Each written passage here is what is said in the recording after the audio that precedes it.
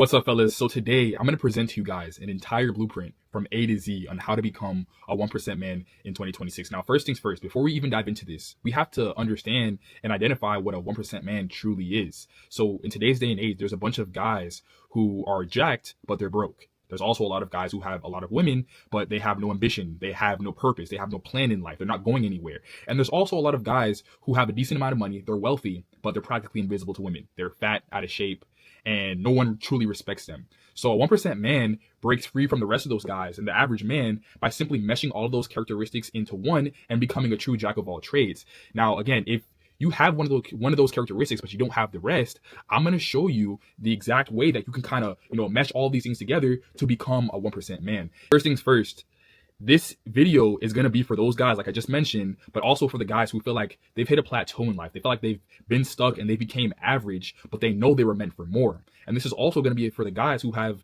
a lot of untapped potential and they're not sure on how to unlock it and truly become great, right? So if you don't fit any of those criterias, just take the time right now to click off of this video. So let's dive straight into it. So this is going to be the ultimate blueprint for building elite status in fitness, style, career, network, and dating. If you master these 5 pillars, you're going to join the top 1% of men who command respect, opportunity, and authentic success. Guys, it's like I just mentioned, it's one thing to have, a lot of women. It's one thing to be just jacked. But when you pair all of that stuff together, you truly stick out from the rest of the population. And that's what a 1% man truly is. All right, let's get straight into the first slide. So part 1, fitness, the foundation of success. Guys, I put this in the beginning of the presentation for a reason. I want you guys to understand that if you truly want to separate yourself and become a 1% man, it starts with fitness. Fitness has to be the cornerstone of your success.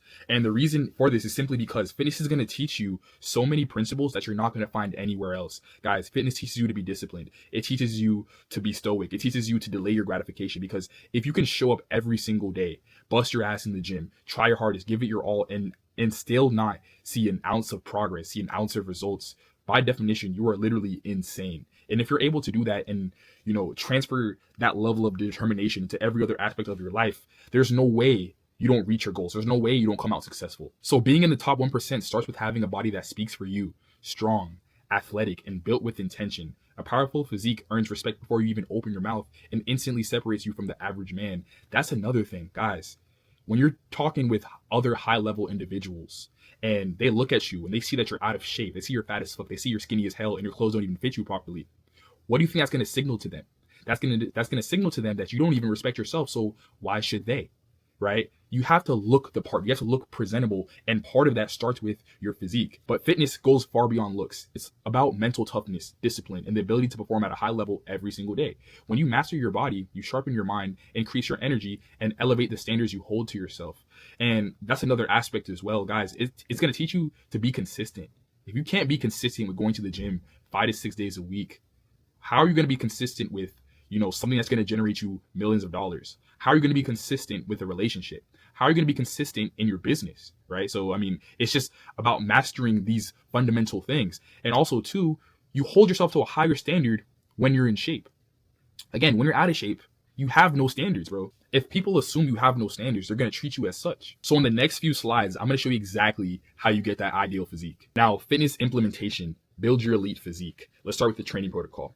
You have to commit to structured strength training 5 to 6 times per week. Guys, I don't care what anybody tells you. There's no way in hell you can build an elite physique only training 3 to 4 times per week. You have to train at least 5 to 6 times to generate enough stimulus to promote real muscle growth. Now, focusing on progressive overload for hypertrophy and functional strength. Compound movements are your foundation. So compound movements are movements such as bench, squat, deadlifts. You have to incorporate those every single time you lift alongside some form of a bodybuilding movement, aka an isolation movement, and then also some form of calisthenics in there as well. Now, your nutrition strategy. Prioritize high protein intake, at least 0.8 to 1 gram per pound of body weight. Balanced macros and proper hydration. Fuel performance and recover strategically. Guys, there's no way you can outwork a bad diet, right? Your nutrition is going to account for 80% of your progress. So if your nutrition isn't dialed in, you can say goodbye to getting jacked. Now, your recovery. Prioritize sleep, manage stress, and respect rest days to maximize muscle growth and hormone output. Recovery is where your physique is built, not just in the gym. Now, alongside nutrition, your recovery is also very important. If your hormones and your testosterone isn't optimized and at its highest peak potential, it's going to be very hard to actually add on size and build real lean muscle mass, right? You're going to be building a lot of fat if your estrogen is really high, right? So you have to prioritize your testosterone by managing your sleep, managing your stress, making sure your cortisol levels are very low, and also just doing everything you can possibly do to prioritize your recovery. Now, expert guidance. Consider working with personal trainers or online coaches who can create tailored programming and accelerate your results. Guys, I don't care if you say you don't have money to afford a personal trainer, get into a group of like-minded individuals who are also wanting to build lean and aesthetic physiques, because you need the accountability some way, shape, or form. There has to be some accountability towards your actual goals, because if there's not, you're not going to build any sustainable results, right? It's going to be very hard to do it on your own. So this is why you get guidance from someone like a personal trainer. This is why you get guidance from someone like an accountability group, right? These are why you do these things, to offer up that accountability so you can stay the course and actually get to your desired outcome. Now, I'm going to show you guys how to actually build this lean and aesthetic physique. Now, first things first, we're going to start with the training protocol. So before anything, let's make this clear. In order to actually become a 1% man and to maximize every other result in your life, every other aspect in your life, you have to train for aesthetics and health over mass and strength. You are not a gym influencer. You're not a bodybuilder or a powerlifter. There's no reason you should be training for mass and strength. You need to be able to, number one, be healthy. Number two, be physically appealing to women. And also, you don't want to be overly intimidating to potential business partners and everybody in your day-to-day life, right? If you're huge, I mean, that's just going to signal that you're a gym bro. You know what I mean? People are going to be more scared of you than they are going to, like you, right? So let's make this clear, guys. We're training for aesthetics over mass and strength. Now, this is me on the left. This is the ideal body type that I wanted when I first started getting into the gym, right? I just wanted to be as big as possible. I was training for mass. And that excited me. I wanted to be as big as possible. And that only led to diminishing returns. Like I said, I didn't fit the female gaze anymore. I fit the male gaze. And, I ended up like a big ass Hulk looking type of dude, right? Now, when I actually dialed in everything else and got aesthetic, I got the V-taper. I look a lot more handsome. I look more physically appealing to everybody else.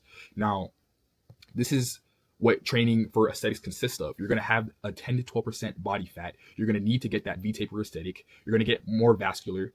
You're going to fill out your frame so you can then fill out your clothes. You're going to have chiseled facial features such as, a chiseled jawline, more prominent cheekbones, etc. And your testosterone is going to be very high, right? These are all of the things that are going to have once you become lean and aesthetic. Now, this is the aesthetic training blueprint. Now, I'm going to go more in depth in this on my other videos, and I can link that in the description. This is pretty much just going to be a preview of what you should be doing, right? I'm just going to break down the basics in this video. So if you truly want to know the ins and outs of how you should be training, I'm going to link those videos down in the description. Now, training split. The goal here is to maximize stimulus and optimize your recovery. So you're going to be training 5 to 6 days per week, push-pull legs, or a hybrid split. Like I said, I explained all of this in a separate video. Now, each muscle group needs to be trained at least twice per week. Emphasize on the lagging muscle groups. So for example, guys, if you're someone that has, a really big chest, but your shoulders are lacking, you're going to need to bring up your shoulders to create that perfect symmetry and create that perfect V-taper. Now, vice versa, if any other muscle group is lagging, you need to bring that up and emphasize those muscle groups. Now, no half-ass reps. Every set and every rep has to have a purpose. You guys can't go in the gym and just do the bare minimum and think you're going to be jacked. It's not going to happen. Now, number 2, rep ranges for aesthetics. So we break this up into main lifts, secondary lifts, and isolation lifts. So your main lifts are going to be those compound movements I was explaining earlier, like your bench, squat, and deadlift. Those are going to work a variety of different muscle groups. Now, your secondary lifts are going to still work multiple muscle groups, but they're going to be more targeted. So, for example, our main lift would be a regular barbell bench press, but then our secondary lift may be like an incline dumbbell bench press, because now we're focusing more so on the upper part of our chest instead of just our whole entire chest, right?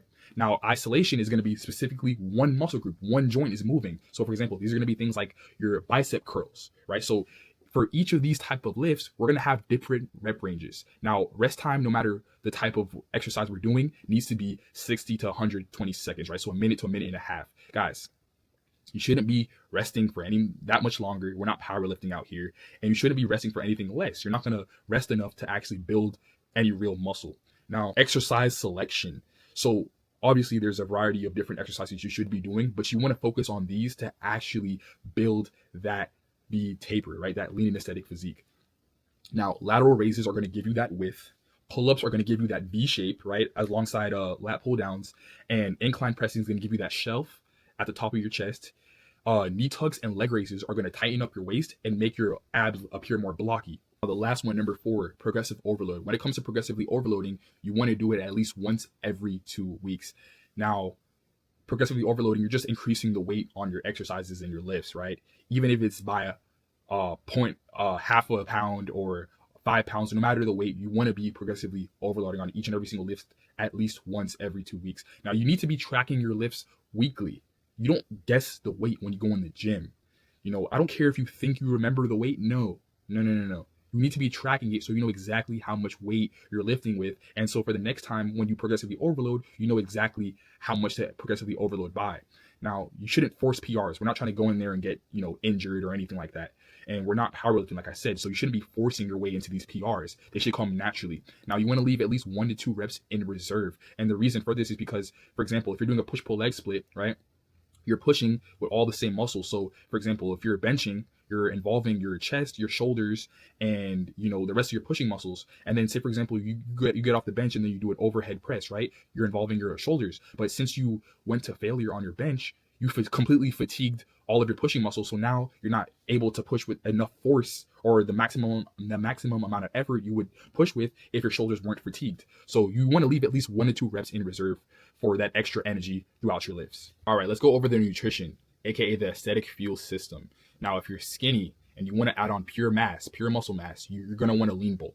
You're going to multiply your body weight by either 15 or 16.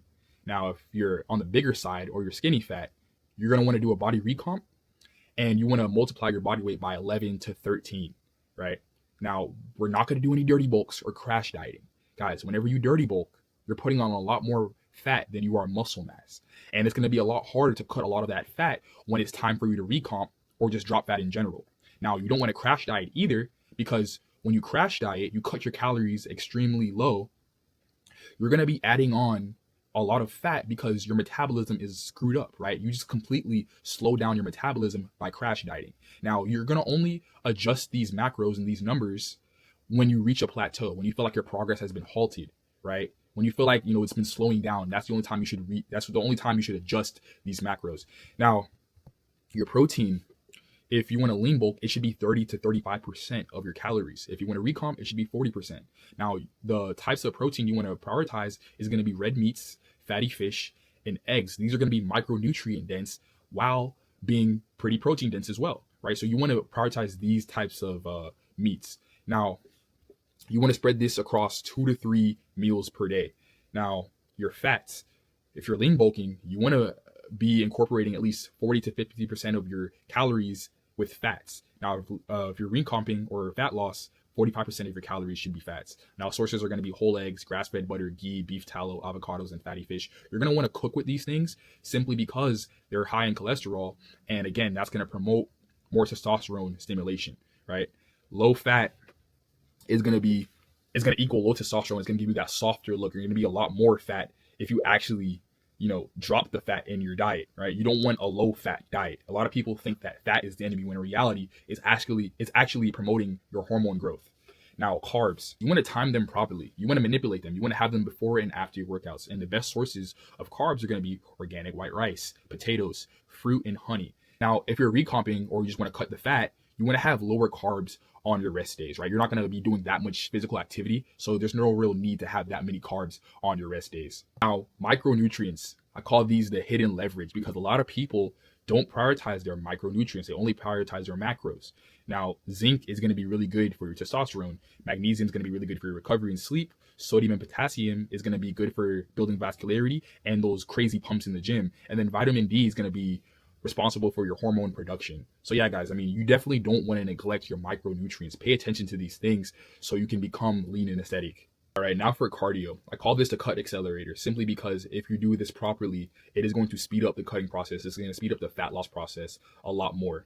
Now, number 1, daily movement, the base layer. You need to be getting at least 10 to 15,000 steps in per day, and this should be spread throughout the day. You shouldn't do this in one session. You shouldn't be spending 2 to 3 hours at the gym trying to get your 10K steps in.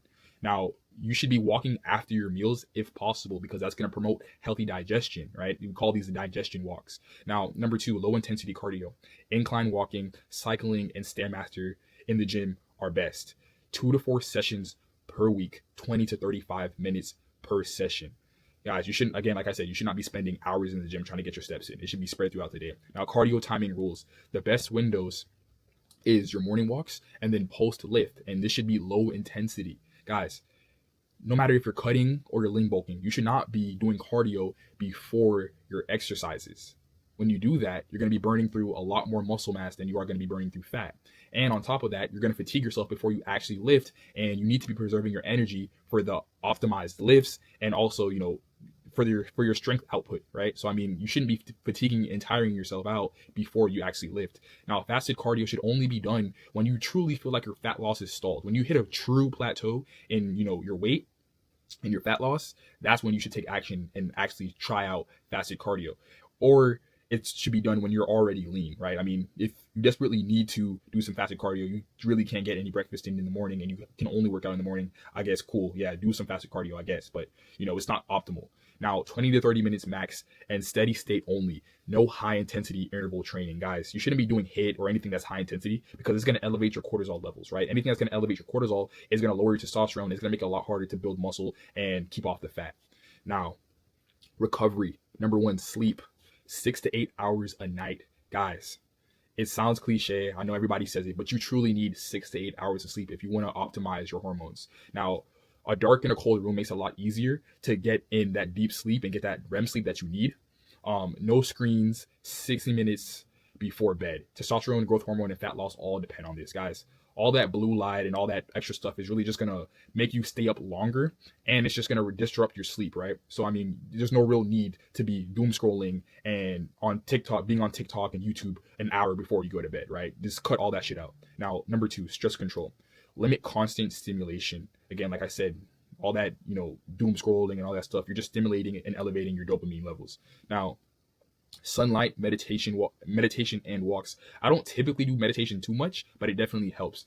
Sunlight is going to help you de-stress, and then those nature walks. Guys, just observe the scenery, no headphones, no phone or anything. Just walk outside. Literally touch grass, bro. Walk outside. It just creates a very stress-free environment. Now, high cortisol blunts testosterone and fat loss, like I was just explaining earlier. Deloads. Deloading is pretty much just, reducing the volume on your lifts. You need to be doing this every 6 to 8 weeks because, again, if you're going hard in the gym every single day, that's going to put a lot of stress on your joints, on your central nervous system, and it's going to blunt your motivation as well. So, I mean, you need to be deloading at least every 6 to 8 weeks, and then you want to reduce the volume by 40 to 50% on your lifts. Now, and again, like I said, you got to keep the intensity light. It resets your joints, CNS, and your motivation. Now, active recovery. So, active recovery, walking, mobility, light stretching. This is very important because, again, it's going to limit the potential of an injury, right? I mean, guys, you should be stretching properly before and after your workouts. So before your workouts, you should be doing dynamic stretches. So pretty much, stretches in motion. So, for example, if you're doing a leg day, you're about to squat, before you actually squat with some weight, do some weightless squats, right? Get your joints moving, get your groin moving. Now, static stretches afterwards. So, for example, there's a stretch called the 90-90 stretch. If you don't know what that is, search that up after this video. But pretty much, if you're doing a leg day, you should be stretching out your groin after your leg day, right? You don't want to pull anything. You don't want to pull hamstrings. You don't want to pull groins or anything like that, right? So stretching just limits all of that from even happening. All right. So that was how you build a lean and aesthetic physique. That was just a brief summary. Okay? Like I said, if you want a full breakdown and an in-depth review on how you actually do that, I'm going to link the video in the description down below. Now, part 2, the style, visual impact. Guys, there's no point of getting jacked if you're just going to dress like a gym bro, right? You have to pair it all together. Now, first impressions matter. Your fashion is your visual first impression. Clean, sharp style creates immediate attraction and respect. Your style is nonverbal communication that signals status, attention to detail, and self-respect. Guys, like I was saying earlier, if you're going to talk to a high-level individual, they need to know that you're on the same level as them. They need to know you don't dress juvenile, childlike, like a YN, right? You shouldn't be dressing like that. You should be dressing like a respectable adult. Now, there's going to be times where you bust out, the graphic tees and everything like that. But for the most part, your day-to-day, depending on the occasion, you should be dressing like you have some, self-respect. Now, the fatal mistake: being jacked with poor style undermines your entire presence. Elite physique plus elite style creates multiplicative impact that separates the top 1% from everyone else. And again, guys, this style, it doesn't mean buying designer. It doesn't mean buying a whole bunch of designer and trying to be flashy and shit. No, it's all about putting nice, clean pieces together that match your aesthetic, right? It doesn't do you any good if you're jacked and you just look like a gym bro or an average person, right? An average dude. You have to put it all together. Now, style implementation. You have to curate a signature look. So number one, build the foundation. Invest in versatile, well-fitted wardrobe staples such as tailored shirts, pants, quality leather shoes, crisp and premium denim. Fit is everything, guys. You have to tailor your pieces. Now, if you're truly jacked and you actually have a nice physique, you can get away with not tailoring a lot of your pieces because your clothes are going to fit you really well, right? Your clothes are going to fit you really well and you don't have to do too much to make it look good. However, there are going to be some pieces you're going to have to tailor to make it really look good and really pop.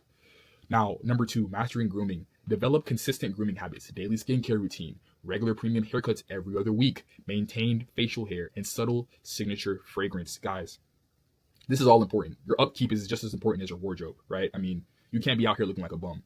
Number three, learn the rules. Study color coordination, understand how to dress for your body type, and learn the fundamentals of proportion. Style has principles that can be mastered. Guys, this is getting a little bit more deep into the actual style and wardrobe, but it all matters, right? Color coordination, proportions, all that stuff matters. And I'm going to get right into that in the next slide. Now, evolve continuously. Regularly update your look to stay modern while remaining authentic. Follow style influencers, experiment thoughtfully, and refine your personal aesthetic. Guys, this doesn't mean copying somebody's whole style, but if you see something that's trending and you would look good in it, try it out, give it a try. I mean, the big thing right now is quarter zips, right? Everybody's wearing quarter zips. If you did your job and got that lean and aesthetic physique, a quarter zip would look fantastic on you, right? So I mean, you got to follow the trends a little bit. You got to remain modern.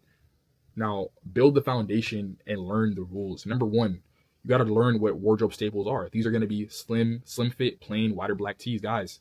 Wider black tees that are slim fit are so versatile. You can pretty much wear them to almost any event, right? You can dress it up, dress it down, whatever. It just looks really good. Now, clean denim, neutral colors.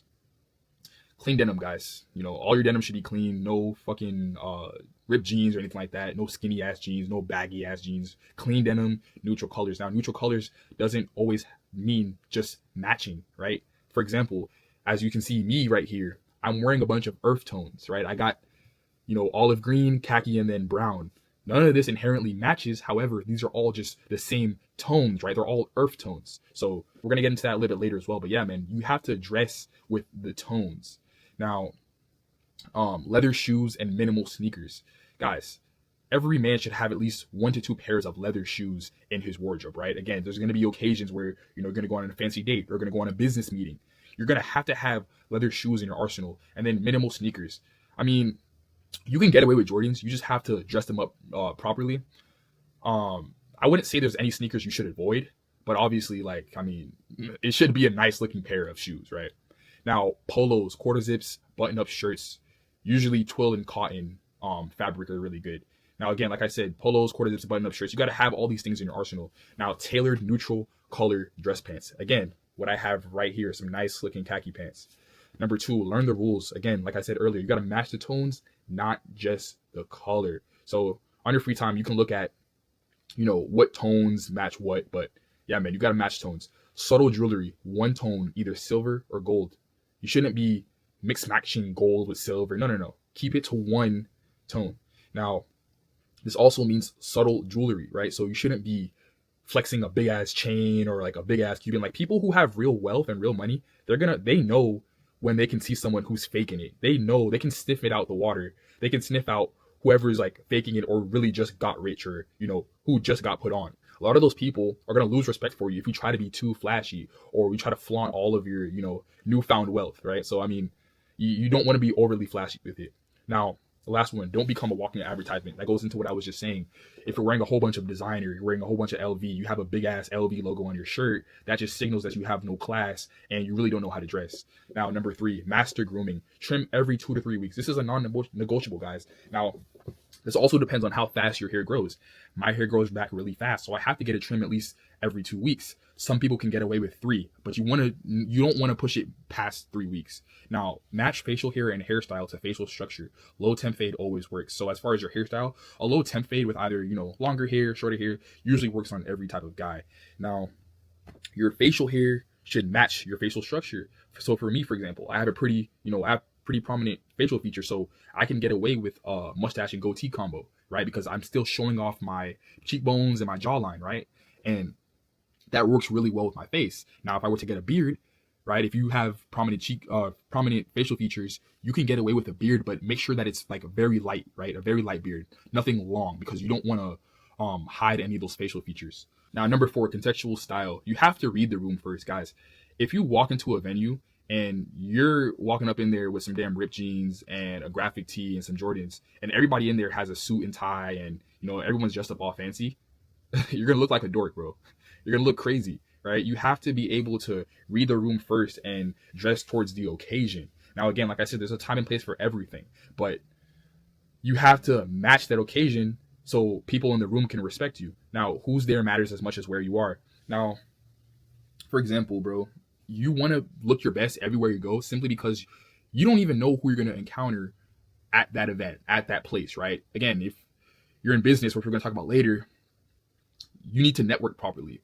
So the CEO or someone that's, a high level entrepreneur could be at that event, and they might not take you as serious because you're in juvenile clothes, as opposed to you dressing nice, right? They're going to give you more respect. And also too, if your wife, your next potential wife could be there, right? Your next girlfriend could be there at that event. So you always want to make sure that you're dressing nice and to the occasion. Now, why? The fastest way to lose respect is miscalibration. Again, like I was just saying, day events, you want to dress with the lighter colors, the lighter tones, right? Night events, darker tones, darker and sharper.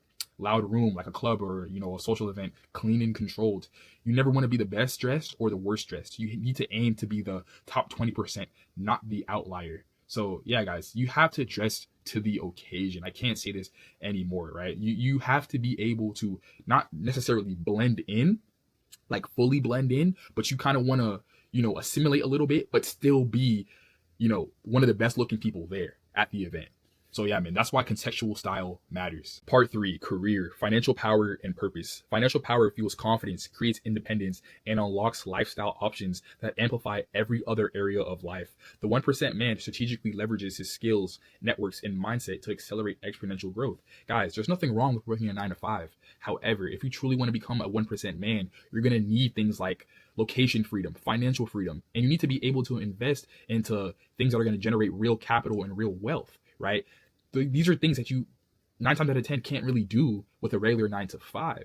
Now, again, like I said, there's some benefits to a 9-to-5, and there are some really good 9-to-5s out there, but the 1% man simply cannot get ahead and break free from the rest of the pack by working a 9-to-5. Now, your career is the engine that powers your lifestyle opportunities and freedom. Invest in it relentlessly. These are pretty much the career paths and the avenues you can go down that a lot of 1% men typically are in.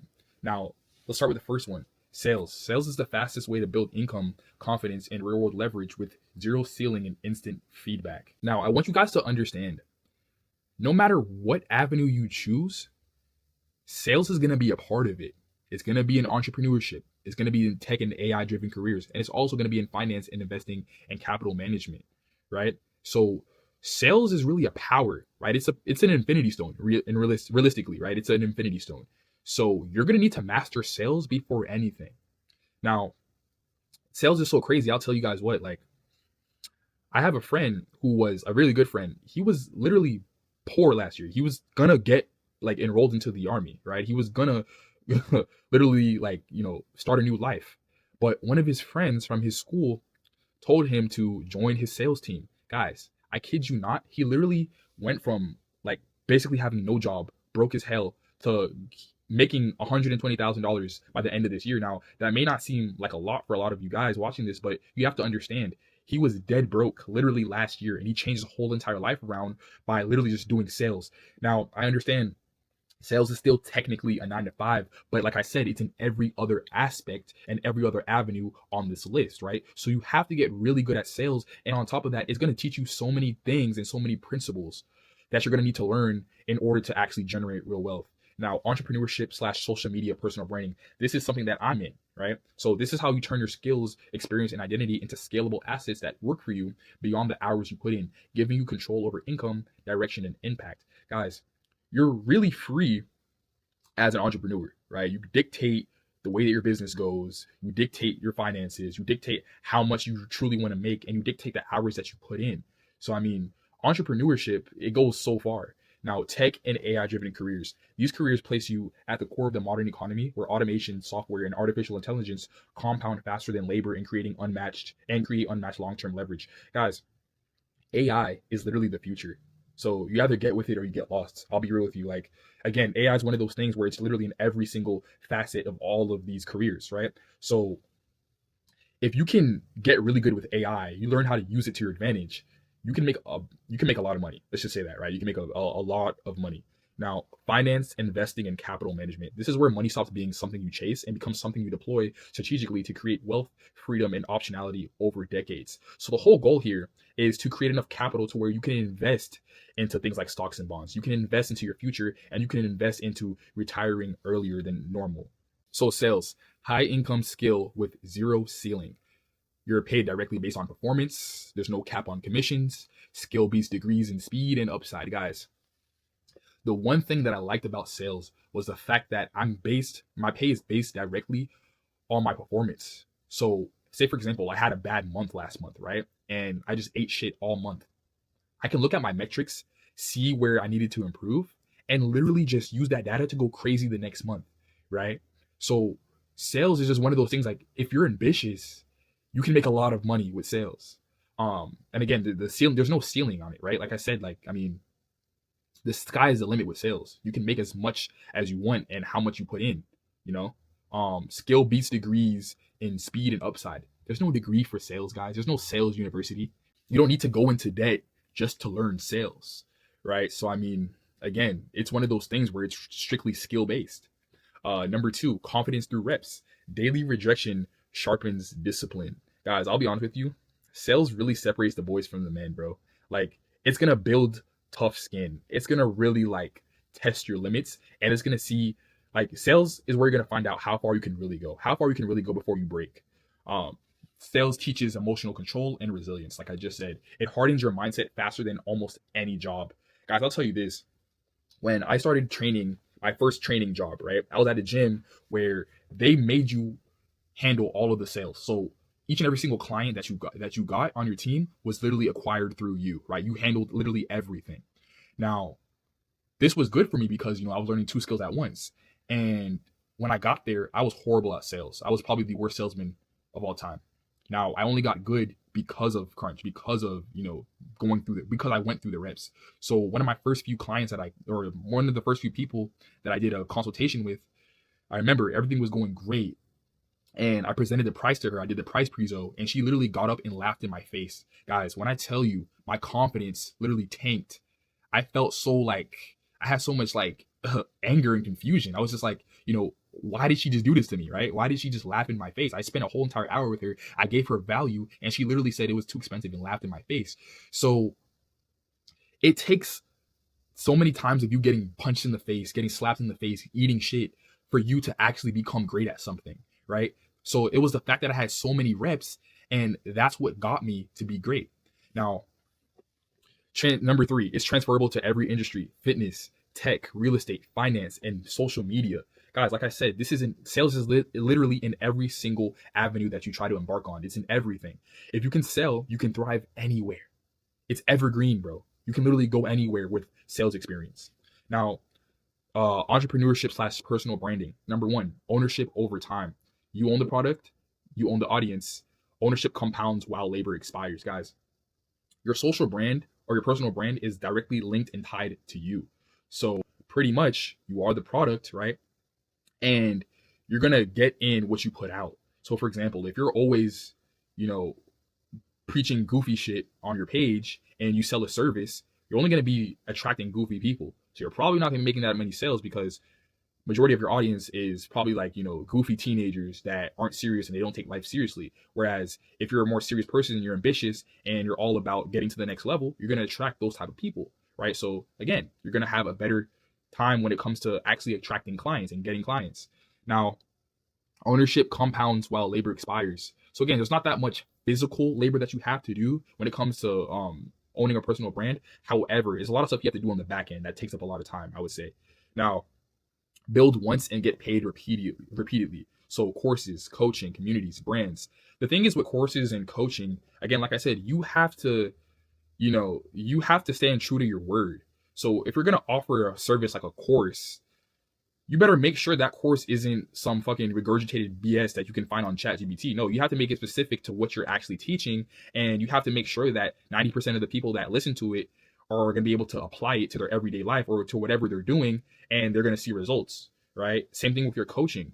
So like, guys, if you rip somebody off, if you offer one-on-one coaching and you don't provide and follow through on that message and follow through on that service, bro, you're going to tarnish your whole entire brand. You're going to tarnish your whole entire name. So that might not be for everybody, right? I can coach because I wholeheartedly believe in my abilities to get somebody to the next level. I wholeheartedly believe that I can transform someone and get them from point A to point B because I've done it so many times, right? So that's why I so wholeheartedly believe in my ability to do so. But if you're, not confident, your systems aren't aligned, then yeah, you probably shouldn't be coaching. Now, communities, same thing, brands, same thing. All this stuff will get tarnished if you don't follow through on your word. Scale separates hustlers from owners. There's a lot of people that say they want to have a personal brand. A lot of people that say they want to do social media, but the reason why they say that is because they just want to own something and then just sell a product. No.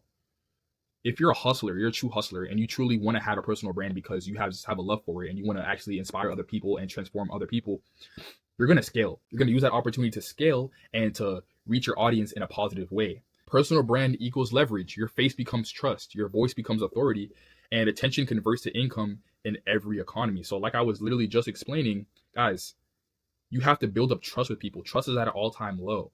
So if you scam someone, you're going to tarnish your name and your audience can't trust you anymore, right? Look at people like Scam Millsap.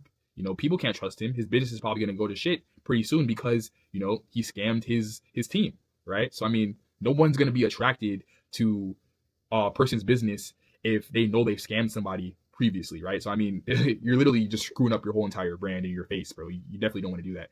Now, your voice becomes authority. Again, your voice only becomes authority if you follow through on your word and, you're not preaching BS on the internet and you can actually back up your claims. Now, attention converts to income in every economy. Again, like I said, social media and personal branding is evergreen. Lifestyle control. Work when you want and you choose who you work with.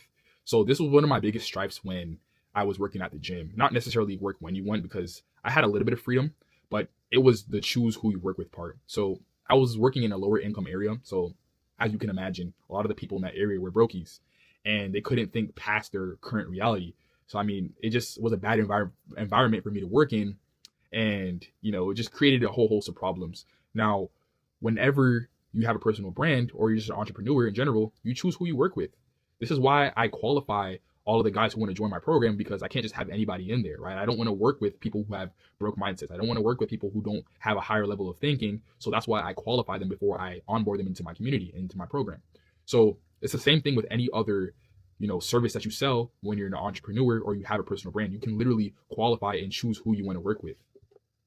Now, tech and AI driven careers. Number one is positioned in the future economy. Software, data, automation, AI. The world is being rebuilt digitally. Guys, like I mentioned earlier, this is literally the future. AI and tech. If you're really good with tech, there's no reason you should be in school, drowning in debt, drowning in fucking computer science when AI is literally doing all the work now, right? So your computer science degree is going to be worthless, right?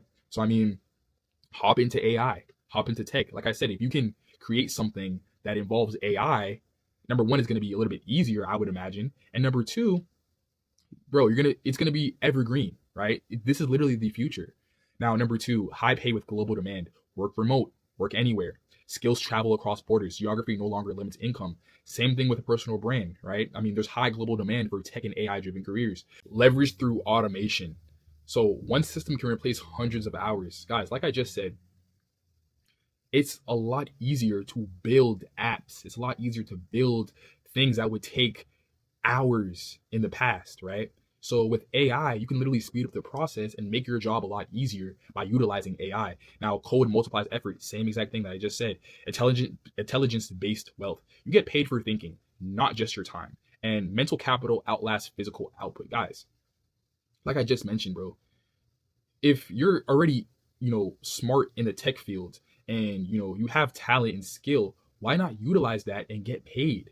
Is there's no reason you can justify why you wouldn't do that and why you would go to college and get a fucking computer science degree instead of just utilizing your talents and your skills, working with other people, working with other high level individuals, or literally creating your own atmosphere, creating your own platforms. I just don't get why you would do that. Guys, my mentor, his wife is really big in the tech space and she makes a fuck ton of money, right? And she's very smart. Now, granted, she did go to college. However, she would have been fine doing the things that she needed to do now without that degree. So, I mean, it's literally a no brainer.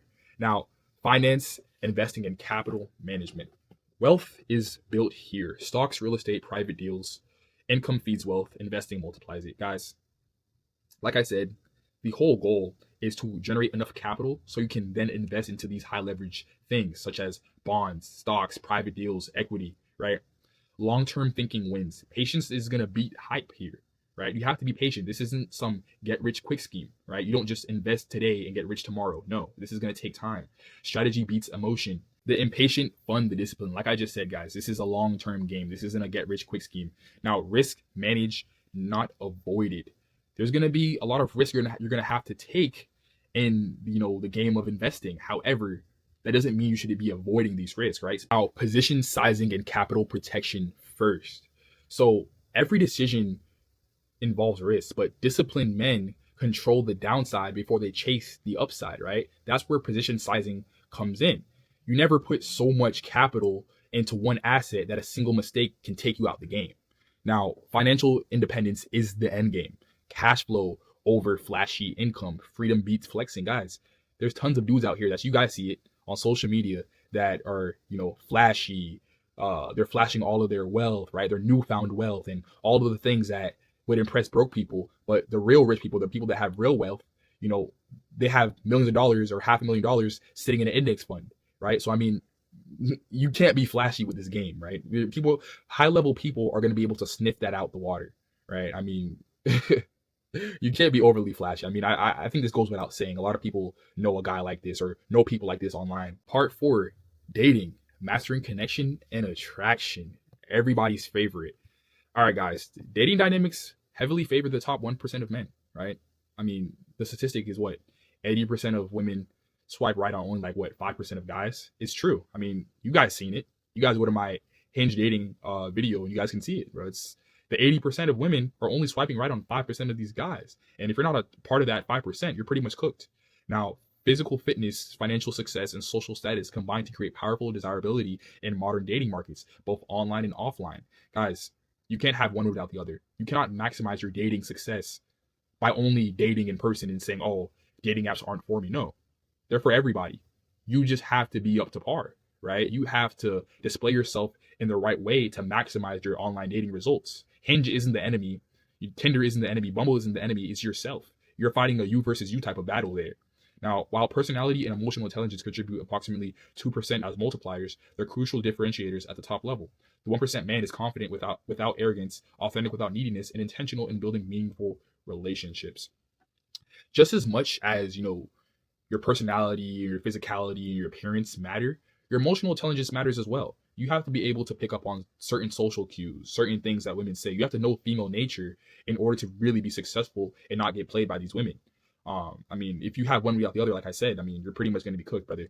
Now, you got to master these 5 pillars: fitness, style, career, network, and dating, and you'll naturally rise to the top 1% of men in 2026. Now, physical fitness, financial success, and style and presence, they're all going to account for 33% of your dating success, right?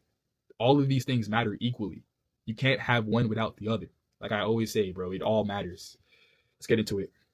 So, dating mastery, command, connection, and attraction. Guys, this picture right here is one of my most liked pictures on Hinge, and it's for a reason.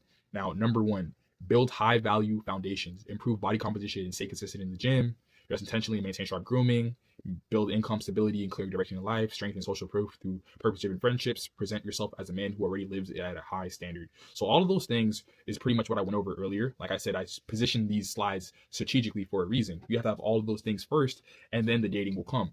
Now, Present yourself as a man who already lives at a high standard. That's probably one of the most important things out of that whole entire section. Guys, you have to live like him before you actually become him, right? If you're not confident in your abilities, if you're not confident in yourself, and you're not confident in the way that you look and the way that you are as a man, then the whatever girl that you're on a date with is going to be able to tell. Women on social media are going to be able to tell. Women in person are going to be able to tell. So, I mean, you have to be him before you actually are him, even if you're not him already, right? Number two, lead with emotional intelligence. Listen more than you speak. Guys, girls are going to tell you everything you need to know about them. You just need to listen, right? If a girl is not asking you a lot of questions, if she's not asking a lot of questions back, two things. She's either very nervous and she's going to break out of it, or she's not feeling you. She's not digging you, right? So every single time you guys are on these dating apps and these girls, it's like it feels like a questionnaire. You're literally just asking her a bunch of questions. She's just giving you one-word responses or giving you very dry responses. It's because she's not digging you. She's literally just using you for her entertainment, right? So maintain calm, grounded body language. Body language is everything. Like I said, guys, this all goes back into the fact that you have to be emotionally intelligent and also situationally aware. Now, keep strong but relaxed eye contact. Another key thing. You shouldn't be staring down into her soul. Look into her eyes, but kind of like, look off to the side for a second, right? Look at her nose. That's another good trick. Communicate clearly without over explaining. Again, like I said, you shouldn't be talking so much. You don't have to over-explain everything. You see how I'm talking so much in this presentation? It's because I'm trying to get it through your guys' skulls on why all this stuff is important. But you shouldn't be proving yourself to a girl as to why she should go out with you, right? That's why a lot of you guys over-explain and over-talk, because you guys are trying to prove yourself to the girl, when in reality, everything else should be proof already, right?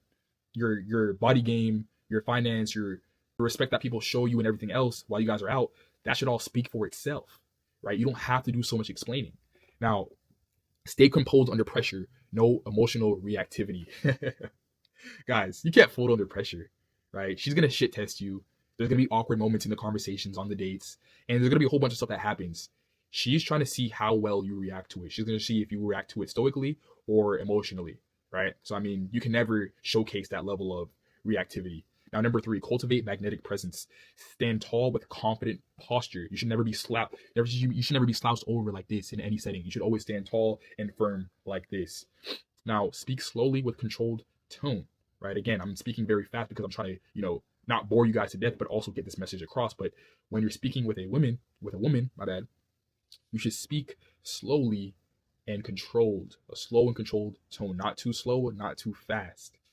Now, move with intention, not nervous energy. If you're all jittery, your hand is constantly wiggling, obviously that's going to exude that nervous energy, but it's also going to tell the girl that, you're probably not equipped for this type of date and you're not equipped for her, right? So, I mean, you can never be too nervous. Now, smell clean and choose a subtle signature fragrance or signature scent. Guys, your scent matters. You shouldn't spray a whole bunch of fragrances on your body. It's one scent, right? One signature scent. Don't overspray it. You don't want to pull up to the date smelling like a fucking Victoria's Secret. You don't want to be smelling like a perfume shop, guys. Now, let your quiet confidence speak louder than your words. Guys, like I said, let everything else speak for itself. You don't have to do too much. You don't have to over-explain. You don't have to tell her how much money is in your bank account. You don't have to talk about the gym all the time. All that stuff is going to speak for itself. Now, date with standards and intention. Don't chase. Select women who align with your values. If you want a wife, you want a family, you shouldn't be talking to 304s. You shouldn't be displaying yourself in a way that you are going to attract 304s. Date with standards and intention. Don't chase. Select women who align with your values. Guys, if you're a traditional man and you're a respectable man and you want a wife and kids, you shouldn't be entertaining or talking to 304s, right? You should be attracting women who align with your values and only entertaining those type of women. So, I mean, this is how guys end up in relationship with 304s, and then they get cheated on and they get butthurt at the end because you didn't vet your girl properly. You didn't vet your girlfriend properly. So, I mean, that was all on you, bro. Now, set boundaries early and stick to them. You should let your girl know exactly what you want out of the relationship, whether you want a one-night stand or you want to make her your wife. Let the intentions and boundaries be set early before anything else transpires, guys. I'm telling you, do that first. Being honest will set you free. The truth will always set you free. Now, avoid chaotic or low effort behavior in women. Guys, like I said, if you had to ask her a bunch of questions in the hinge messages just to get her number, and go on a date with her, you know she's gonna be low effort, low energy, and she's literally just using you because her best option flaked on her, or her best option is playing games. So you're literally just a rebound. You have to know when you're a rebound. You have to know and pick up on these signs. You know, a lot of you guys are just clueless when it comes to these certain social cues. Now, lead the dynamic with clarity and purpose. Again, like I said, set your intentions, always lead, never chase, and choose long-term or short-term intentions. Like I said, always let it be known what you want out of the relationship from the start, from the jump. Number 5, maximize your online dating presence. Use high quality photos with good lighting, sharp outfits, and confident language. Guys, if you want a preview on how that should actually look, go watch my Hinge profile or my Hinge video on my channel. Now, include a mix of lifestyle shots such as fitness, social environments, travel, and clean portraits. Guys, she has to know that you actually live a fun and exciting life. When she looks at your profile, she's pretty much imagining what it would be like to actually be with you. So if she sees that you're just only at the gym all the time, you have a bunch of gym selfies in there, and you know you have a bathroom selfie, she's gonna assume that you're boring and all you do is eat, sleep, and breathe the gym. Whereas when you have a nice, high quality picture of you in the gym, right, probably with your shirt off or something, not a gym mirror selfie, and you have a travel photo, you in a different country, and you have a photo at you at a high-end restaurant, that's going to signal that you're high class, and it's going to signal that you're fun and exciting to be around. So she's going to want to choose you over the guy who just literally lives in the gym. Now, craft a bio that's concise, masculine, and shows purpose without trying too hard. Guys, keep it simple. You know, you don't have to try too hard in the bio and with your questions and everything like that. Don't try too hard. She's not going to pick you just because, you know, you have the funniest bio. It's never going to happen. Now, avoid selfies, bathroom pics, or group photos where you blend in. The number one mistake guys make is the fucking group photos. She's not trying to play Where's Waldo, right? She's not trying to sift you out. And 9 times out of 10, the guys who do that, a lot of their friends actually look better than them, and it kind of fucks up their perception, right? The girl's perception on them. Now, open convos with intentional, personalized messages, no generic lines. Guys, if you're still using pickup lines in 2026, you're pretty much cooked. Match your online image with your real life lifestyle to build authenticity and trust. She has to know that when you pick her up and you guys go on a date, that you live exactly like how you were living on your Hinge profile. She has to know you're actually living that life and you're not some lifestyle catfish, right? So, I mean, guys, don't be flexing. Don't be doing anything that you know you're not doing in real life. You know what I mean? Showcase your real authentic self, but spice it up a little bit. Now, part 5, network, building influence and support. Now, I want you guys to pay attention to these 3 gentlemen at the top.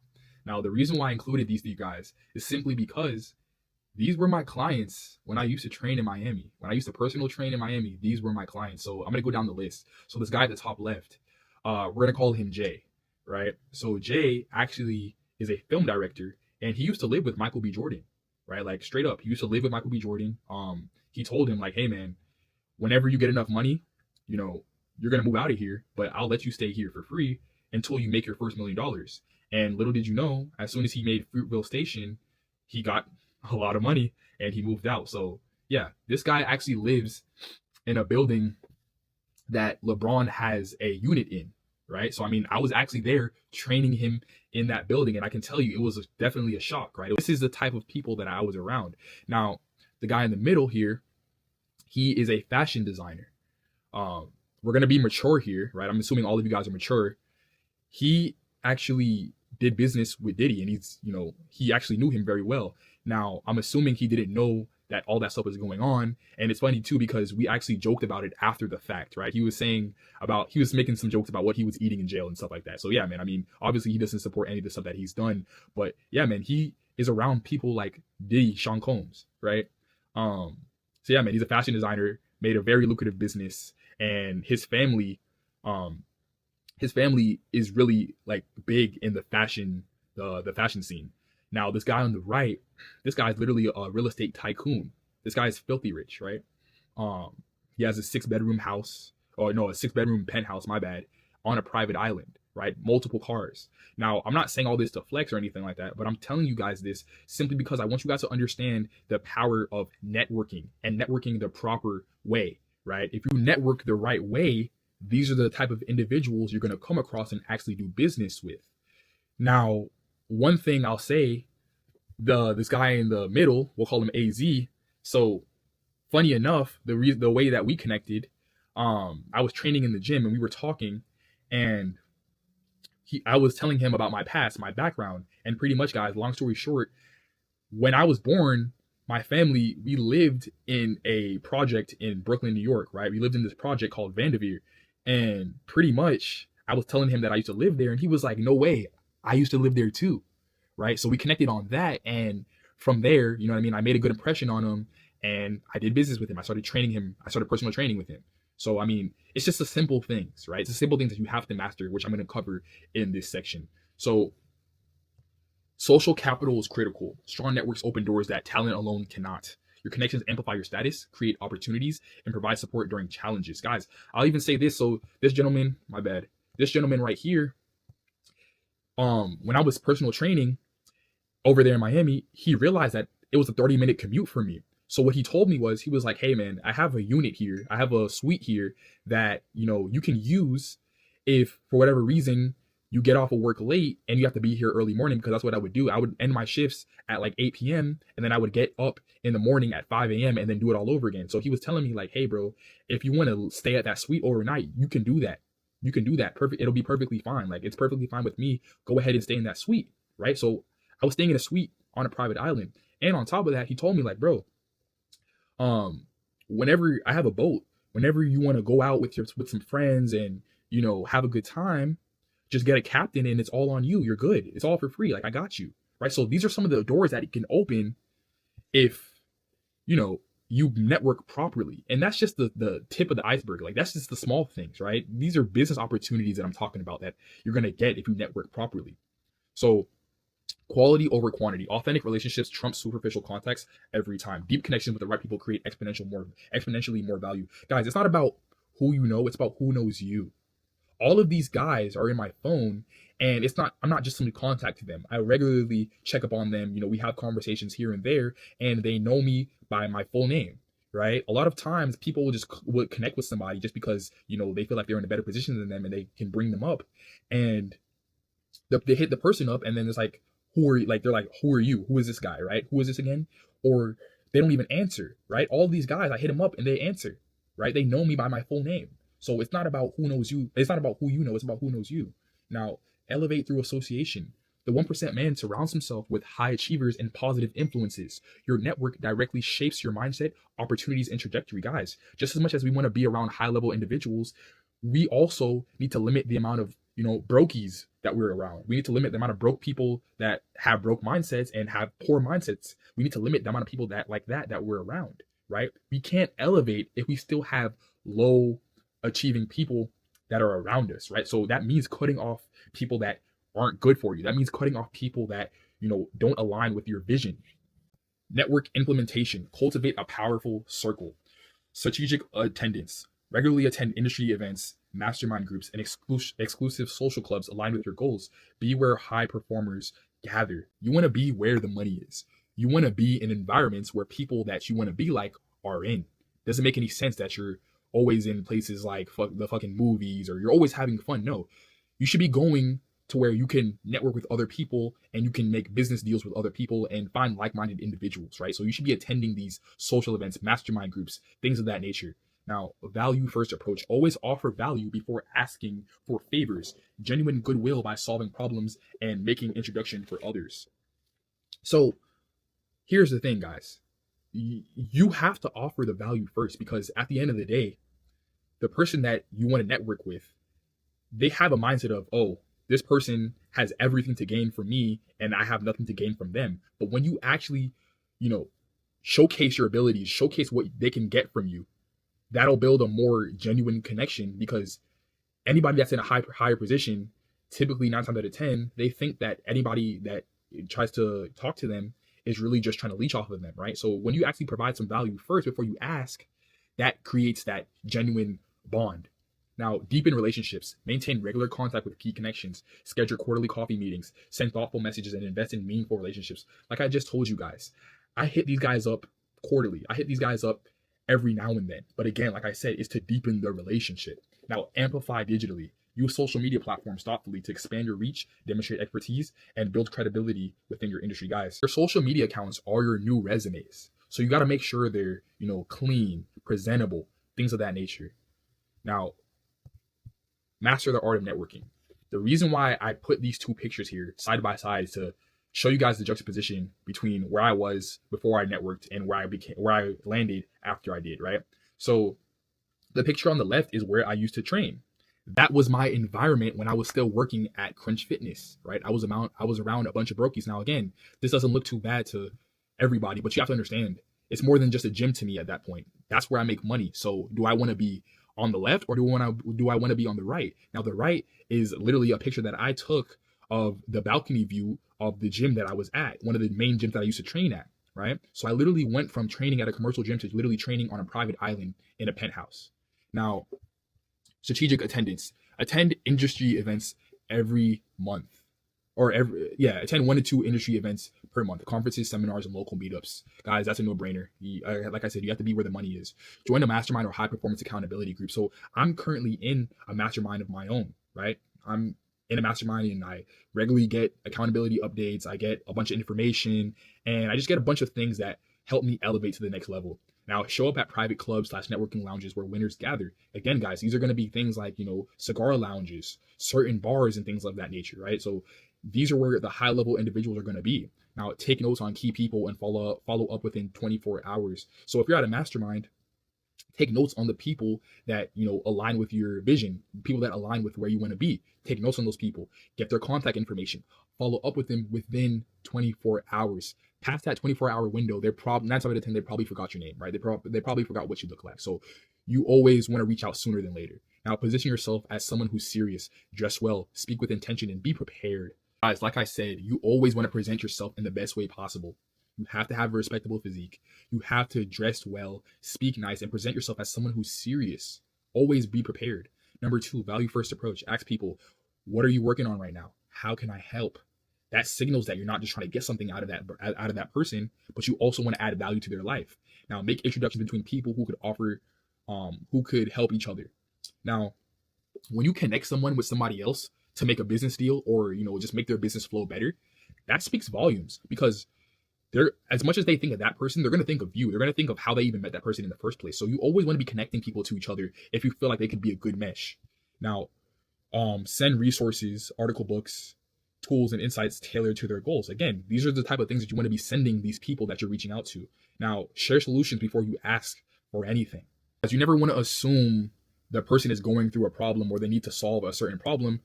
Ask what they're currently doing and then share a solution before you ask for anything from them, right? Again, it's all about value.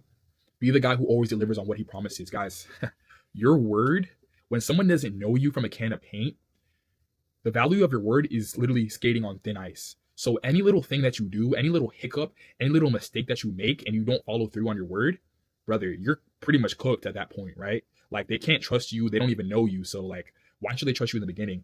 And on top of that, you just made a mistake. So now you're overly cooked, right? So yeah, man, I mean, always follow through on your word. Now, number 3, deepen relationships. Schedule quarterly catch-ups with important connections. Don't just meet just to meet. Tie it to something important. Tie it to something that, you guys agreed upon. Send quick check-in messages. Saw this and thought of you. Again, always make it seem like, you're thinking about that person. You're thinking about how you can improve that person's life. Celebrate their wins publicly. Stories, posts, comments. If they just close a huge deal, celebrate, repost their stuff, like their stories. Always be in the mix. Offer support when they hit a tough moment. I mean, a lot of people get this confused. Obviously, don't offer financial support. They've got that covered, but offer like emotional support, right? If their family member just passed, send a heartfelt message, things like that. Keep a simple CRM or notes app to track any key details about people. Now, guys, this can be as simple as putting their birthday on your calendar, right? It's the simple, small things that they're always going to remember. Now, number 4, amplify digitally. Post regularly on social media, sharing expertise, progress, or insights. Like I said, your social media account is going to be your new resume. Share behind the scenes of your work to build authenticity. If somebody wants to connect with you, they need to see that your profile is clean and correct, and they need to see the authority that you have, right? If you don't have any testimonials, if you don't have any client transformations, why would that person work with you, right? Optimize your profile to look like a professional brand, not a casual user. Again, guys, no memes, no overuse of profanity, nothing that will compromise your connection, your potential connection with that person. that was the end of the presentation on how to become a 1% man in 2026. I hope you guys actually paid attention, jotted down some notes, took some screenshots, and did whatever you needed to do to retain this information. Now, if you're someone who's still struggling to achieve that respectable physique, I'm going to sit down with you. I'm going to map out an entire game plan and tailor it to you and your goals. And I'm going to check up with you weekly to ensure that you hurdle any plateaus, hurdle over any difficulties, and anything that's keeping you from actually achieving that physique. You can only work with 5 or so guys every single month. So again, if that sounds like you, just click the link in the description to apply. But until next time, guys, I'm out.